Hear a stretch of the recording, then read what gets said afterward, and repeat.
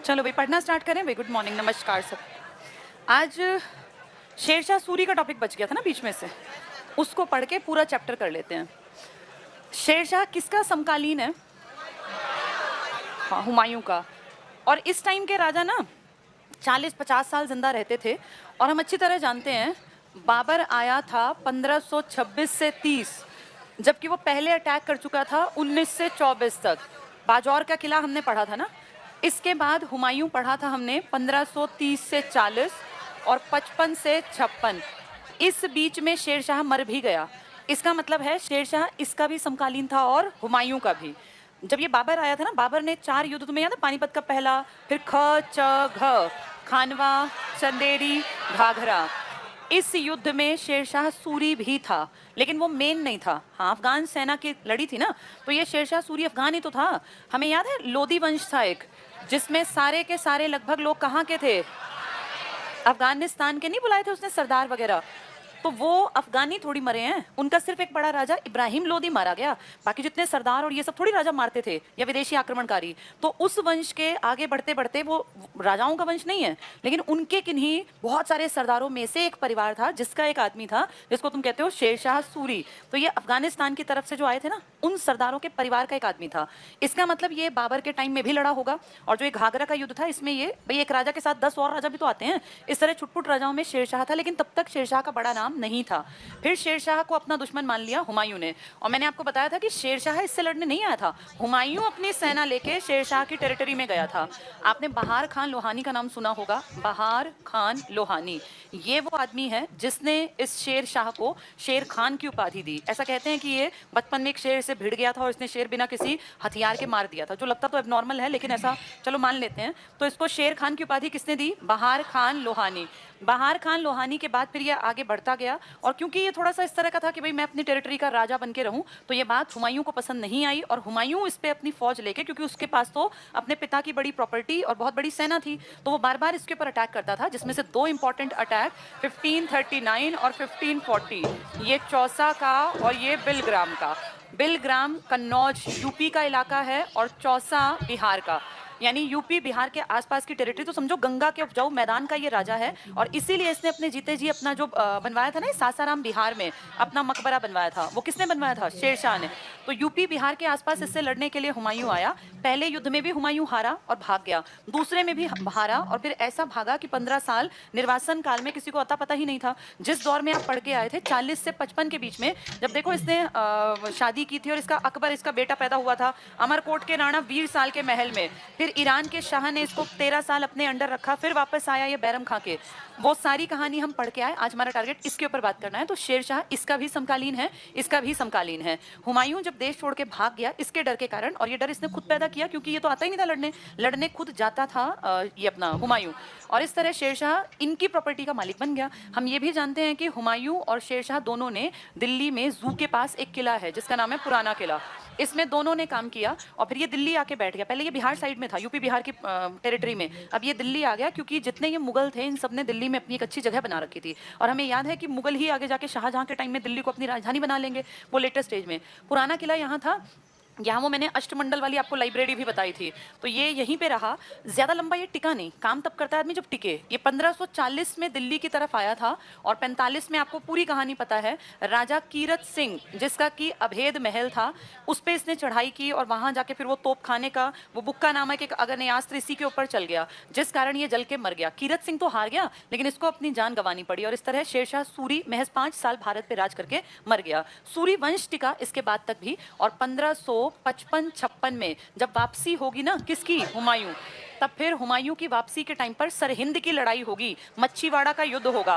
पहले मच्छीवाड़ा फिर सरहिंद। ये उसी कुल के लोग तो लड़ेंगे जो सिकंदर शाह सूरी है ना। ये सूरी के मरने के बाद इसका राजवंश 4 हिस्सों में बट गया, जिनमें से पंजाब की तरफ आएगा ये सिकंदर शाह सूरी, जो कि किससे लड़ेगा? हुमायूं। और हुमायूं उसको हरा देगा और इस तरह हुमायूं दिल्ली की गद्दी पर जाकर बैठ जाएगा।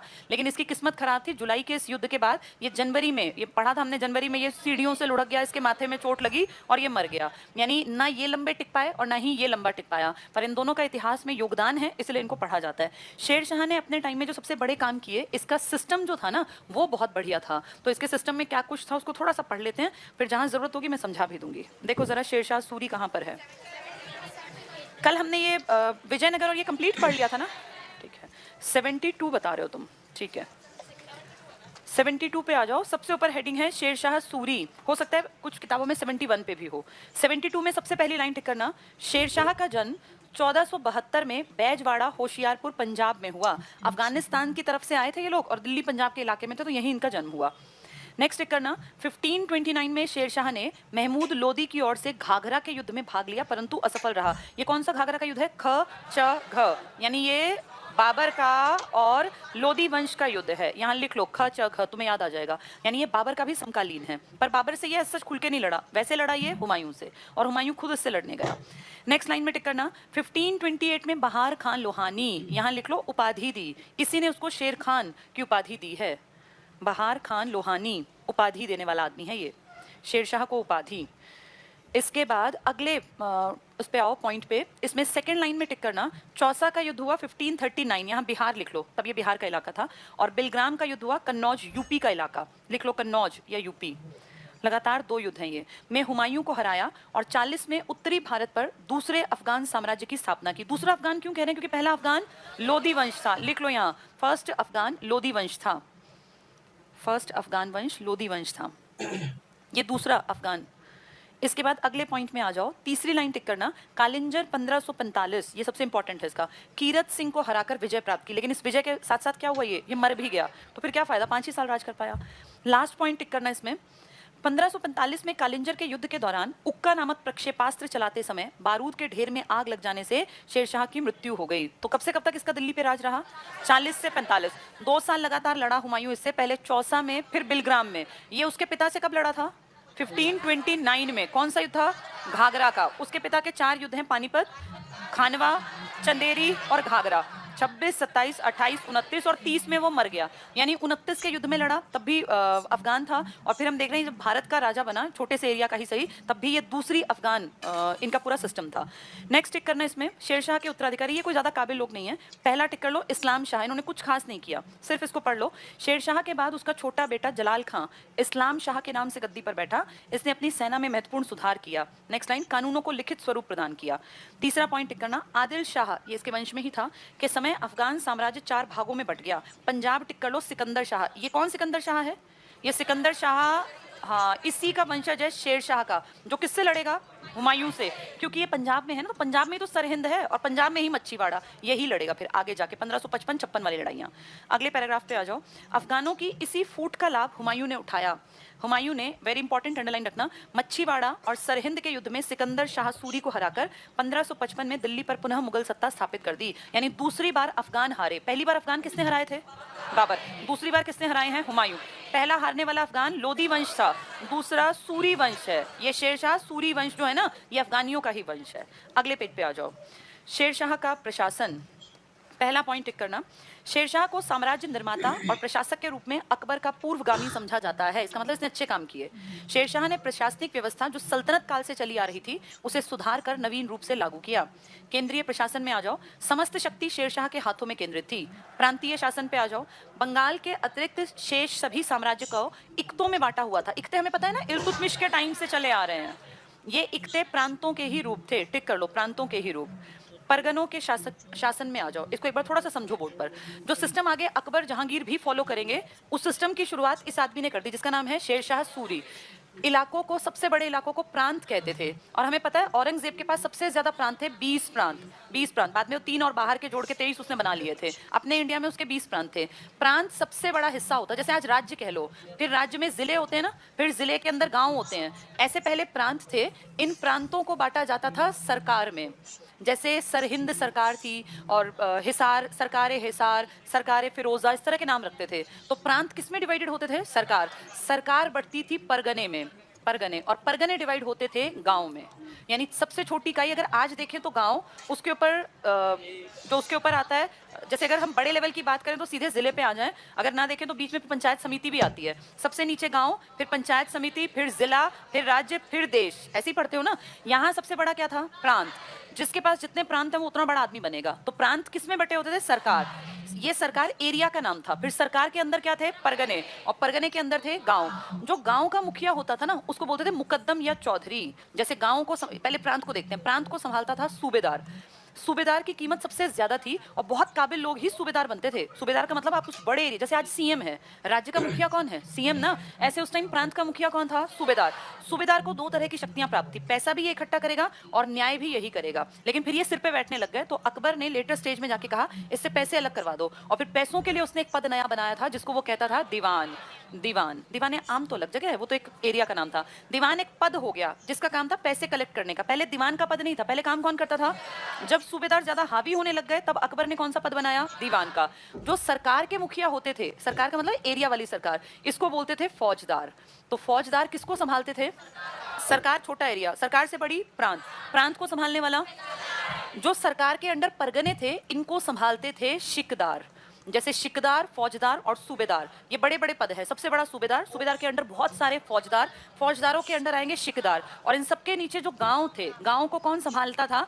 अगर हिंदू थे तो कहते थे चौधरी साहब, और अगर मुस्लिम बाहुल्य था तो मुकद्दम कहा जाता था, मुकद्दम। ये संभालते थे गांव को। तो गांव के लोगों से टैक्स लेना, गांव में न्याय करना, ये हिंदू है तो चौधरी और मुसलमान है तो मुकद्दम करेंगे। फिर कई सारे गांव मिलके क्या बन जाएगा? परगना। पूरे परगने का होल्ड किसके हाथ में है? शिकदार। फिर कई सारे परगने मिलके बनेंगे सरकार, जिसके ऊपर बैठता है फौजदार। सारे फौजदार मिलके किसको खबर रखेंगे? प्रांत के मुखिया। और ये सूबेदार किसके कांटेक्ट में है? राजा के। तो राजा थोड़ी गांव में जा जाके ढूंढेगा कि घर में कितने पैसे कमाते हैं, क्या करते हैं। राजा सीधे सूबेदार से कांटेक्ट करेगा। सूबेदार मान लो 20 प्रांत है तो कितने आदमी हो गए? 20 सूबेदार। भाई हर प्रांत का एक ही तो मुखिया होगा। 20 आदमियों से जानकारी लेना आसान है, 1000 आदमियों से थोड़ी जानकारी ली जाती है। तो सीधे कांटेक्ट में, जैसे आज तुम्हारा पीएम है, कितने सीएम है तुम्हारे देश में इस टाइम? 28 तो राज्य वाले और एक दिल्ली और एक पौंडीचेरी। इन 30 की तो बैठक किसी दिन बुला ले, अपने घर ही बुला ले। भाई किस स्टेट में क्या चल रहा है, कहाँ बेरोजगारी कितनी है, कहाँ नौकरियां नहीं मिल रही हैं, कहाँ शिक्षा पे क्या हो रहा है, इनसे बात करना पॉसिबल है। लेकिन पीएम कहे कि मैं खुला मंच पे आऊंगा और सबसे बात करूंगा, सबकी समस्याएं सुनूंगा, तो पॉसिबल ही नहीं है ना। कौन उसको अपनी समस्या बताएगा और कितनी जनता की वो समस्या सुनेगा? इसी तरह से इनके काम करने का भी सिस्टम था। वहां पे जो सबसे बड़ा आदमी था, चाहे वो अकबर था, वो सीधे किससे कॉन्टैक्ट रखता था? ये सूबेदार कई बार इकट्ठे होकर गड़बड़ भी कर देते थे, तो इनसे पैसे का हक छीन के कौन सा पद बना दिया? हाँ, टोडरमल का नाम सुना है? टोडरमल जो आगे जाके इसका वित्त मंत्री बनेगा, पहले ये क्या था? सूबेदार। और टोडरमल ना हिंदू था, ये हम जानते हैं। गुजरात राजस्थान की पट्टी सारी इसका सूबेदार पहले टोडरमल था, और इस अकेले को उसने ये दे रखा था हक कि ये किसी से भी संधि कर सकता था। अदरवाइज सूबेदार सारी बातें किससे पूछते थे? राजा से। तो राजा के पास 4 तरह के आदमी थे काम करने के। सबसे ऊपर सूबेदार, फिर इनके नीचे फौजदार, फिर शिकदार और चौधरी और मुकद्दम। तभी सिस्टम से काम चलता था। चलो पढ़ेंगे आगे। केंद्रीय प्रशासन पे आ जाओ, या शेरशाह का प्रशासन पढ़ना शुरू करना है ना हमें। ठीक, पहला पॉइंट देखो, शेरशाह को साम्राज्य निर्माता और प्रशासक, ये हो गया। ठीक है, ठीक है, हाथों में केंद्रित थी, ये पढ़ लिया हमने। हम प्रांतीय शासन पढ़ रहे हैं। पहला पॉइंट टिक कर लो, बंगाल के अतिरिक्त ये कर लिया तुमने। इक्तों में बटा हुआ था, इक्ते प्रांत का ही रूप थे। समझ में आ गया ये? यानी जो दिल्ली सल्तनत में इक्ते थे, वो इन मुगलों के टाइम में आके क्या बन गए? प्रांत। और इक्ते का हेड था इक्तादार, यहाँ का हेड है सूबेदार। अगले पॉइंट पर आ जाओ, इसको डिटेल में आगे दिया गया, अकबर में पढ़ा दूंगी। परगनों के शासन पे आओ। परगने, प्रांत के नीचे क्या थे? प्रांत के नीचे सरकारें, और सरकारों के नीचे परगने। ये सरकार भी टिक कर लो, सरकारों का। सरकार उस तरह के जिले मान लो और प्रांत को राज्य मान लो। तो सरकार का शासन, इनके नाम तुम्हें याद नहीं करने, बस प्रांत और सरकार। सरकार के नीचे कौन? परगने। परगनों में नीचे से तीसरी लाइन टिक करना। गांवों में चौकीदार, पटवारी और प्रधान की मदद से प्रशासन को चलाया जाता था। शेरशाह ने ग्राम पंचायतों को उचित वैधानिक मान्यता प्रदान की थी। काम तो अच्छा कर रहा था ये, लेकिन टिक नहीं पाया। इसके काम को किसने अच्छी तरह से लागू किया? अकबर ने। तभी कहते हैं ये उसका उससे पहले इसने सिस्टम को बना दिया। इसने प्रांत बना लिए थे, सरकारें थी, परगने थे और गांव थे, लेकिन अब काम ज्यादा अच्छा अकबर करेगा। वित्तीय भू राजस्व पे आ जाओ, अंडरलाइन कर लो पहला पॉइंट। राज्य की आय का मुख्य स्रोत भूमि कर था, पहले भी यही था, आज भी बहुत लोग इसी पे डिपेंड है। शेरशाह की लगान व्यवस्था रैयतवाड़ी थी, जिसमें किसानों से सीधा संपर्क। तो सीधे टैक्स किससे लेते थे? किसान से। और ये किसान किसको जमा कराते होंगे? किसान सूबेदार के पास नहीं जाएंगे, मुकद्दम को, चौधरी को। वो किसको देता होगा कलेक्ट करके? और फिर वो शिकदार, और वो जाएगा, और सूबेदार सीधे किसके महल में जाएगा? राजा के में। अगले पेज पे आ जाओ, सेकंड पॉइंट टिक करना। शेरशाह ने भूमि के नाप के लिए सिकंदरी गज, क्या हम गजे सिकंदरी पढ़ के आए थे? किसका था ये? सिकंदर लोदी का, जिसने भूमि की पैमाइश करवाई थी। जैसे भूमि को ना आज नापना बड़ा आसान है, तुम्हारे पास बहुत सिस्टम है, तब सिस्टम नहीं थे। तब ऐसे गजे सिकंदरी गज, भाई 1 गज में इतनी जमीन आएगी, उस गजे सिकंदरी का प्रयोग कौन करता रहेगा आगे तक? अकबर। अकबर ने भी गजे सिकंदरी का यूज किया है और इसमें फिर भूमि की मापने की इतनी अच्छी तरीका था, इतना बढ़िया था कि आज भी अब जब भूमि को हम नॉर्मल भाषा में बात करते हैं कितने गज जमीन है, ये गज किसकी पैमाइश है? सिकंदर लोदी की। ये टिक कर लो। शेरशाह ने भूमि के नाप के लिए सिकंदरी गज सन की रस्सी का जरीब के रूप में, जरीब होती थी चेन जैसी, जैसे फीता नहीं होता मापने का, ऐसे इसको जरीब बोलते थे, जरीब के रूप में प्रयोग किया। मुद्रा पे आ जाओ। चांदी का रुपया चलाया था ना शेरशाह ने, अंडरलाइन करना, ये इंपॉर्टेंट है। शेरशाह ने शुद्ध चांदी का रुपया 180 ग्रेन और तांबे का दाम चलाया। जैसे रुपए और पैसे होते हैं ना, ऐसे इसका रुपया और दाम था। दाम किसका था? तांबे का। और चांदी का था रुपया। चांदी के रुपए और तांबे के दाम थे। टिक कर लो। ये सेकंड पॉइंट भी इंपॉर्टेंट है। रुपया नाम का सिक्का शेरशाह ने सबसे पहले चलाया था, जिसको आज हम रुपए बोलते हैं, 1 रुपया। ये रुपया सबसे पहले किसने चलाया? शेरशाह। इससे पहले फिर या तो पर्ण में पढ़े थे हमने या दिनार पढ़ी थी, इस तरह से इसने प्रॉपर रुपए का यूज किया। आगे टिक कर लो। इसमें 175 ग्रेन विशुद्ध चांदी होती थी। इसमें फिर 5 ग्रेन कुछ और मिलाते थे ताकि वो ज्यादा इजीली टूट ना जाए। 175 ग्रेन विशुद्ध प्योर चांदी का सिक्का किसने चलवाया था ये? और नाम क्या दिया था? रुपया। तांबे वाले को क्या कहते थे? दाम। अगला पॉइंट खास है। शेरशाह ने अरबी और नागरी, डबल टिक करो। अरबी किसकी है? इसकी इस्लाम वालों की। और नागरी किसकी है? हमारी। देवनागरी लिपि, भाई एक लिपि का नाम है देवनागरी। खड़ी बोली इसी में ये मैं देवनागरी तो लिख रही हूँ, और दूसरी तरफ ये क्या कह रहे हैं? कौन से वाली? अरबी। अरबी अरेबियन, तो ये अरबी फारसी, यानी कौन लोग? ये इस्लाम वाले। और ये वाले कौन लोग? हिंदू वाले। इसने दोनों का यूज करवाया। अदरवाइज राजाओं ने या तो हिंदू वाला यूज करवाया या मुसलमानों वाला, इसने दोनों का मिक्सचर यूज किया। टिक कर लो। ये शेरशाह अरबी और नागरी लिपि प्रयोग करने वाला पहला मुस्लिम शासक था। यहाँ इंपॉर्टेंट लिख लो, पूछ लेंगे किस मुस्लिम शासक ने अरबी लिपि का भी प्रयोग किया और नागरी लिपि का? हमारी देवनागरी का शेरशाह ने। शेरशाह के कुछ सिक्कों पर पहले 4 खलीफाओं के नाम भी मिलते हैं। क्या मुगलों ने खलीफाओं की कीमत समझी थी? नहीं। दिल्ली सल्तनत वाले याद है, खलीफा से परमिशन मांगते थे, अपने आप को खलीफा के पद के बराबर बताते थे। वो खलीफाओं से हमेशा दबके रहे। मुगलों ने कहा हम ही सर्वे सर्वा है, खलीफा वलीफा हमारे लिए कुछ नहीं है। यानी खलीफा को बिल्कुल दरकिनार किन लोगों ने किया? मुगलों। तभी वो बादशाह बने। वो पूरे एरिया के खुद के हेड थे। सल्तनत काल वाले हमेशा झुकते थे उलेमा वर्ग के सामने और खलीफा के सामने। ये खलीफा को नहीं मानते थे। ये टिक कर लो आगे। लेकिन शेरशाह ने कुछ सिक्कों पर पहले 4 खलीफाओं के नाम भी लिखवाए थे। कौन सी लिपि का इस्तेमाल किया इसने? अरबी और नागरी का। ऐसा किसी मुस्लिम ने नहीं किया, पहला मुसलमान था। कानून और न्याय पे आ जाओ। पहली लाइन टिक करना। शेरशाह न्यायप्रिय शासक था। तीसरा पॉइंट टिक करना। न्याय व्यवस्था अत्यंत कठोर थी। शेरशाह ने दाने लंगर भोजनशाला की स्थापना कराई, जिसमें गरीबों को मुफ्त में भोजन मिलता था। सिख धर्म में है ना लंगर की व्यवस्था, और ये जन्मा भी कहाँ था? उसी एरिया के आसपास, तो उसका फर्क पड़ता था। सैन्य व्यवस्था पे आ जाओ। सैनिकों को नकद वेतन और अधिकारियों को जागीर दी जाती थी। अधिकारी मतलब बड़े वाले और सैनिक छोटे वाले। अगला पॉइंट टिक करना। शेरशाह ने अलाउद्दीन खिलजी की तरह ही घोड़े दागने और हुलिया नोट करने की प्रथा पुनः आरंभ कर दी। अच्छे काम किए। किसके जैसे? अलाउद्दीन। सड़कें और सराय, ये तो मेन आप जानते हैं कौन सी रोड का जिक्र करेंगे? जीटी रोड का, जिसको आज हम क्या कहते हैं? NH44। और पहले ये NH1+2 था। ये कहाँ? पाकिस्तान से अंबाला हरियाणा दिल्ली, और दिल्ली से फिर कहाँ जाती थी ये? बंगाल, कलकत्ता बंगाल। इसी को तो NH1 और 2 कहा जाता था। यहाँ तक ये NH1 थी और दिल्ली से आगे NH2। अब ये पूरे जोड़ के बहुत सारे इसमें जोड़ के 44 बना दी। तो ये सराय, अस्पताल, गरीबों की मदद, इस तरह के बहुत काम करे, मतलब समाज सेवी आदमी था। ये टिक कर लो। शेरशाह ने सड़क निर्माण पर विशेष ध्यान दिया। इसकी 4 प्रमुख सड़कों में पहली टिक करना लाहौर से मुल्तान तक। चौथी टिक करना बंगाल से सुनार गांव से लेकर दिल्ली, लाहौर, पंजाब में अटक तक। इस सड़क मार्ग को सड़क ए आजम कहा जाता था। आधुनिक समय में इसे ही जीटी रोड या ग्रैंड ट्रंक रोड या NH44 या पुराना NH1 और 2 कहते हैं। लिखा क्या था फिर? क्या था? अच्छा, नहीं नहीं नहीं, वो उनका पूछने का क्वेश्चन अलग है, तुम्हारा शायद अलग है। क्या क्वेश्चन था? नहीं, क्वेश्चन एग्जैक्टली क्या था? जैसे क्वेश्चन के कई फॉर्म हो सकते हैं। मान लो वो कहें कि लाहौर से मुल्तान से दिल्ली तक आने वाला रोड, तो वो NH1 है। वो कहें दिल्ली से और बंगाल कलकत्ता को जोड़ने वाला, हाँ, आदमी एक है लेकिन दोनों का कारण अलग है। जैसे क्वेश्चन जो होता है ना, क्वेश्चन की भाषा मैटर करती है कि उसका आंसर क्या होगा। अब NH1 2 दोनों एक ही आदमी के बनवाए हुए हैं, लेकिन वो पूछने का तरीका देख के आंसर टिक किया जाएगा, तो वो इसलिए तो फंस जाते हैं हम। इसलिए देखना चाहिए। अगर वो कह रहे हैं दिल्ली तक जाने वाला, लाहौर से दिल्ली NH1 है, आप हरियाणा उसी के बीच में आ जाता है। फिर दिल्ली से जो आगे मुड़ के जाएगा ना, पूरा यूपी और ये सब कवर करता, वो NH2 था। ज्यादा बिजी पूछेंगे तो तुम अपना दिमाग थोड़ा सा दौड़ाओ, किस पे ज्यादा चीजें चलती होंगी?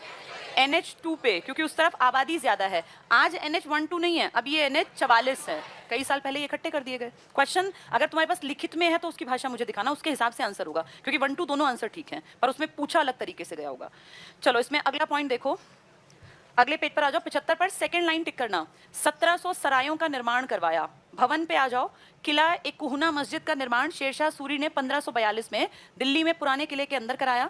पुराने किले के अंदर ही शेर मंडल अष्टभुजाकार 3 मंजिला मंडल का निर्माण करवाया। पुराना किला भी बनवाया। इसी से कौन लुढ़क के मरा था? हुमायूं मरा था। तीसरा पॉइंट टिक कर लो, शेरशाह ने सासाराम बिहार में अपना स्वयं का मकबरा बनवाया।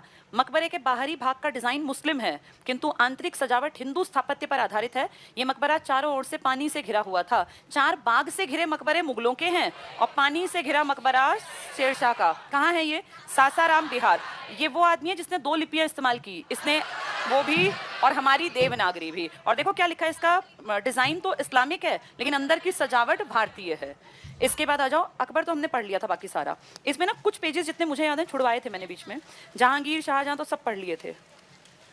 पेज नंबर 80, अच्छा 83 पूरा है, ठीक है। 84 पे आ जाओ। जो ये समझाए ना चौधरी, मुकद्दम, शिकदार और फौजदार, और ये इन सबको शुरू किसने किया? शेरशाह ने। लेकिन बेस्ट इस्तेमाल किसने किया? अकबर ने। फटाफट से 84 पेज पे मुगलों की प्रशासनिक व्यवस्था, सेम चीजें हैं। अब एक खास बात पता है क्या, जो ये इतने बड़े बड़े बने ना, ऐसे नहीं होता कि एक आदमी एक जगह बैठ गया और बड़ा राजा बन गया। इन्होंने अपने सिस्टम को बहुत बेहतर तरीके से संभाला, तभी काम चलता है। जैसे इनका बहुत बड़ा सिस्टम था, इसमें कोई एक आदमी राजा को मार दे तो सब कुछ खत्म हो जाएगा। इन्होंने पता है क्या किया? ध्यान से सुन और समझ लो।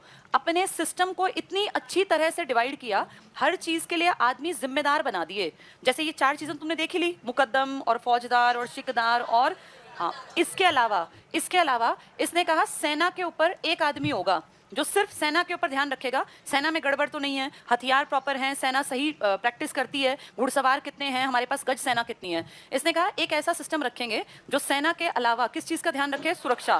भाई राजा कहीं जा रहा है तो उसकी सुरक्षा हो, राजा के जो राजकुमार हैं कोई उनका मर्डर ना कर दे, इस तरह का काम।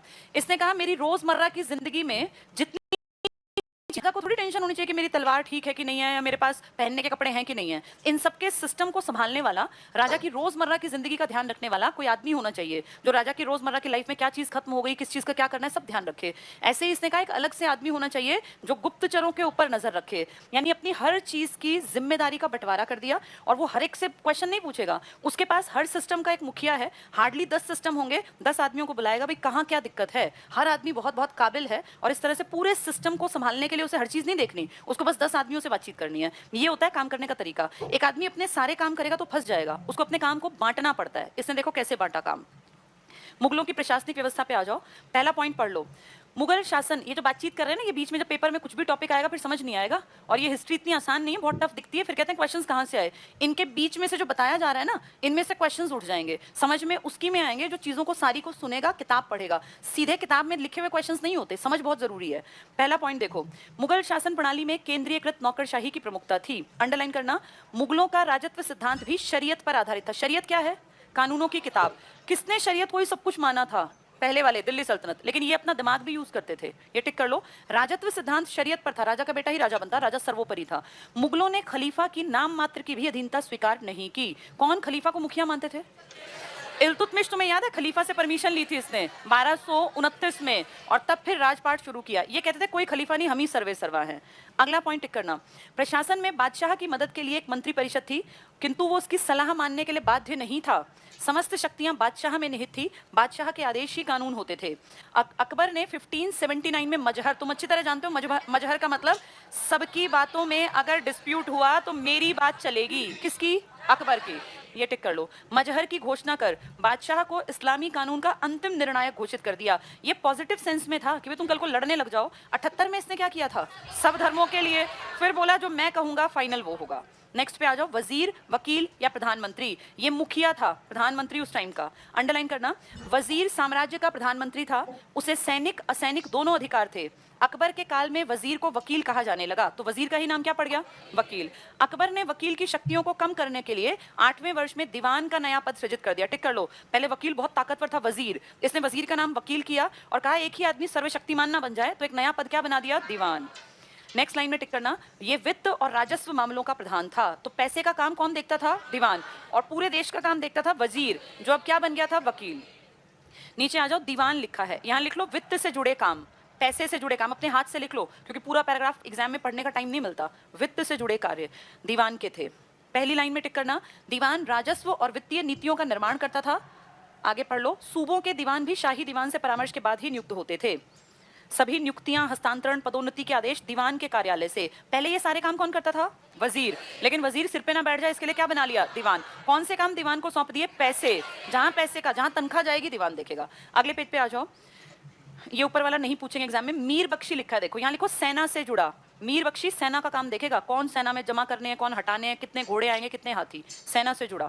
वजीर सेना को नहीं देखेगा, वो राजा के काम देखेगा अलग तरह के। अंडरलाइन करो, मीर बख्शी का प्रमुख कार्य सैनिकों की भर्ती, अनुशासन, हथियार आपूर्ति, रसद आपूर्ति, उनका हुलिया रखना था। मीर बख्शी सेना विभाग का प्रमुख होता था। मुख्य सेनापति बादशाह ही होता था। तो सबसे बड़ा सेनापति कौन है? बादशाह। लेकिन बादशाह कितने काम करेगा? तो उसने काम बांट दिए। जैसे वजीर को क्या बना दिया? वकील, और वकील के पैरेलल में दीवान। फिर एक कहा सेना का हेड बना दिया, जिसको क्या नाम दिया? मीर बख्शी। अंडरलाइन करना, शाही महल की सुरक्षा और यात्राओं के दौरान बादशाह की सुरक्षा योजना काम भी मीर बख्शी का होता था। तो भी महल पे कोई अटैक हो, सब चीजें, तो कौन ध्यान देगा? मीर बख्शी। उस टाइम वजीर को दिक्कत नहीं है, वजीर अपने अलग तरह के काम करेगा। मीरे समा पे आ जाओ, यहाँ लिख लो दैनिक आवश्यकताओं की पूर्ति। मीरे समा पूरे दिन का रोजमर्रा का राशन पानी, राजा के भाई कपड़े हैं, उसके गहने हैं, उसके चप्पल जूते, इन सबका ध्यान रखता था। मीर ए समा दैनिक आवश्यकताओं के लिए। अंडरलाइन करो, मीरे समा पद की स्थापना अकबर द्वारा की गई। औरंगजेब के काल में इसे खाने सामा, जो खाने से भी जुड़ा सामान वगैरह देखता था, और पूरा रसोई वगैरह का। चौथी लाइन टिक करना, बादशाह और महल की दैनिक आवश्यकताओं की पूर्ति करता था। तो रोजमर्रा के कामों के ऊपर कौन आदमी था? मीरे समान। कौन सेना का हेड था? कौन वित्त और पैसा? दीवान। और कौन हेड था पूरा? वकील। पहले वजीर था, फिर वकील बना, उससे अलग दीवान, फिर मीर बना, और फिर रोजमर्रा के लिए मीरे समा। नेक्स्ट टिक करना, सद्र उस सुदूर, ये धर्म से जुड़ा है, लिख लो यहाँ। ये धर्म की शिक्षा देगा, ये बताएगा कहाँ मंदिरों में दान करना है, कहाँ स्तूप बनवाने हैं, या कहाँ पे आपको किस धर्म के लिए कौन सी शरीयत में क्या करवाना है, ये सब बातें बताएगा। पहला लाइन टिक करना, सद्र उस सुदूर धार्मिक मामलों का प्रमुख था। बादशाह को सलाह और परामर्श देता था। इसका प्रमुख कार्य इस्लामी कानूनों के पालन की समुचित व्यवस्था करना, धार्मिक शिक्षा की व्यवस्था करना, दान पुण्य की व्यवस्था करना, विद्वानों को कर मुक्त भूमि देना, वजीफा देना आदि थे। यानी धर्म से जुड़े कामकाज कौन देखता था? हाँ, सद्र उस सुदूर। कौन सेना के काम देखता था? कौन राजा के रोजमर्रा के काम देखता था? किसका काम था? पैसा कहाँ से कितना आएगा। और कौन इसका प्रधानमंत्री था? वजीर, जो आगे जाके वकील बन गया। इसके बाद तीसरा पॉइंट टिक करना, मुहत्सिब, कैरेक्टर के ऊपर भी काम करता था राजा के, लोगों का कैरेक्टर ठीक रहे। मुहत्सिब की नियुक्ति औरंगजेब द्वारा की गई। मुस्लिम प्रजा इस्लाम के अनुसार आचरण कर रही है या नहीं, ये देखना मुहत्सिब का कार्य था। प्रांतीय शासन पे आ जाओ। अब कितने हिस्सों में बटे हुए थे ये प्रांत? सबसे नीचे क्या था? गांव के ऊपर, गांव के ऊपर क्या होते थे? परगना, परगना के ऊपर सरकार, सरकार के ऊपर प्रांत। प्रांत का मुखिया सूबेदार, फौजदार, शिकदार, चौधरी, मुकद्दम। जल्दी से पढ़ेंगे प्रांतीय शासन पे। प्रांतीय शासन का सही आरंभ अकबर के काल से माना जाता था। वैसे हमने किसके टाइम में देखा था? शेरशाह।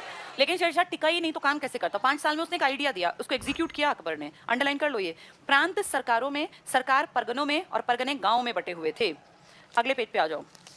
पहला पॉइंट टिक करो, प्रांतों की संख्या अलग अलग काल में भिन्न भिन्न थी। जैसे अकबर के शासनकाल में कितने प्रांत थे? 15।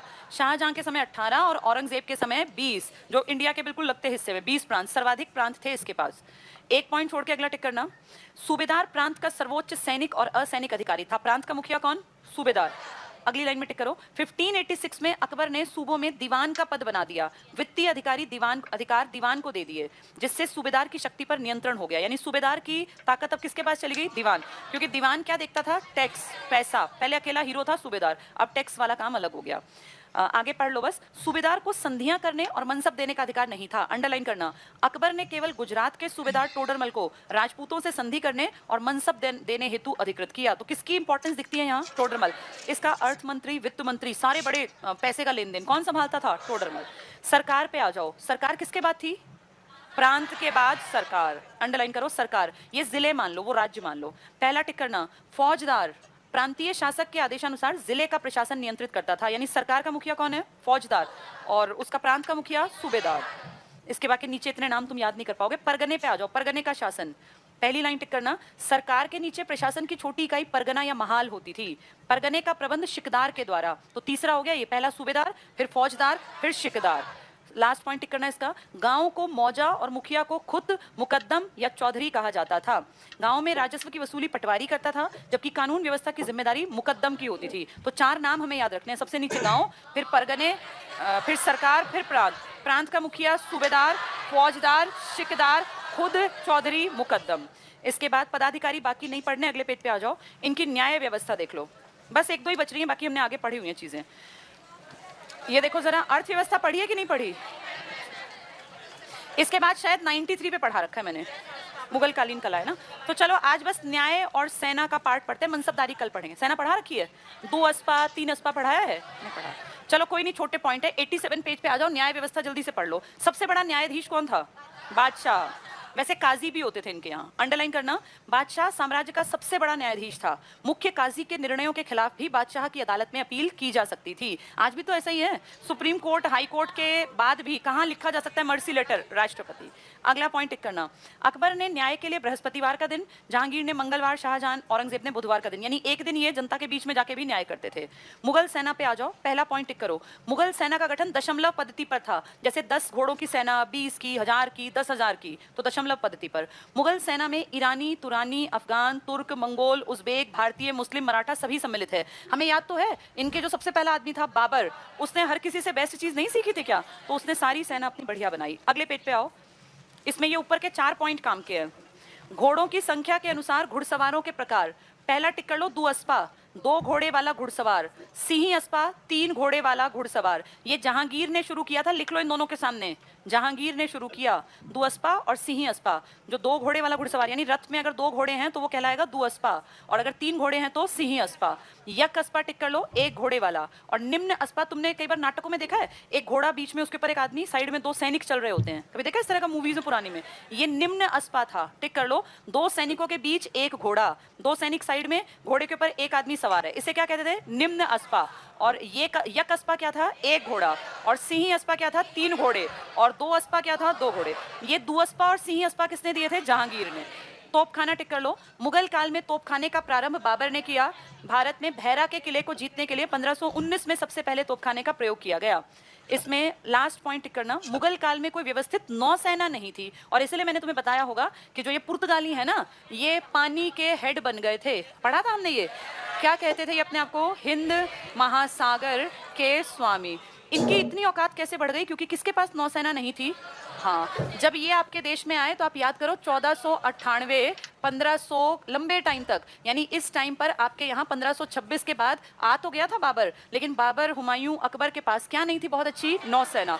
और हम ये भी देखते हैं कि नौसेना की कमी के चक्कर में ही अकबर भी इनसे परमिशन लेता था। इनसे जो वो एक परमिशन का लेटर होता था ना, मैंने बताया होगा आपको, हाँ, अपनी किसी भी अगर व्यापार करते थे तो उस पर एक ऐसा परमिशन लेटर, सोचो अकबर जो कि भारत का बादशाह है, ये व्यापार के लिए परमिशन साइन कराता था, चाहे इसको टैक्स नहीं देना क्योंकि इसका देश है, लेकिन बिना परमिशन के इसके जहाज भी पानी में उतर नहीं सकते थे, लूट लेते थे। इसका मतलब अकबर कहीं ना कहीं कमजोर पड़ गया ना इनके सामने।